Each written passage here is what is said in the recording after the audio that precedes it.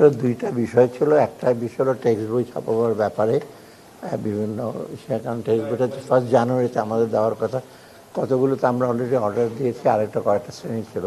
তবে আমরা আরও ভালোভাবে যাচাই করার জন্য আজকে বলেছি যে এর আগে যারা যারা পেয়েছিল তাদের বইয়ের মান কীরকম ছিল, কাগজের কী ছিল, প্লাস কারা একাধিক পাচ্ছে, ইসে করছে কিনা, মনোপ্রাইজ করছে কিনা, আমরা সেই কথাটা লিস্টটাকে আর কি যাচাই বাছাই করে আমরা বলছি যে আমরা তারপরে দেবো।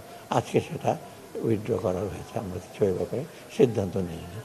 আর 2 নাম্বারটা হলো যে ভ্যাকসিনেশন জন্য ওরা টিকা আর কি, ওটা EPI extended programme for immunisation, ওরা সেজন্য চেয়েছে 6 মাসের জন্য চেয়েছে, আমরা 3 মাসের জন্য বলেছি। ইউনিসেফের থ্রুতে দেবে, তবু আমরা বলেছি ইউনিসেফের সাথে নেগোশিয়েট করে ওদের কমিশনটা একটু কমানো যায় কি না, 3 মাসের জন্য আপাতত আনো, আর বাকি 3 মাসের জন্য একটু কম্পিটিটিভ বিডিংয়ে যদি ইউনিসেফের মধ্যে যদি আমরা আরও ইন্টারন্যাশনাল অর্গানাইজেশন থেকে আনতে পারি, সেটা তাদেরকে এক্সপ্লোর করতে পারি। অর্থাৎ আমরা অর্ধেকটা ওদের রিকোয়ারমেন্টটা দিয়েছি 3 মাসে, আর 3 মাসেরটা আমরা বলছি এখনই প্রসেস করতে।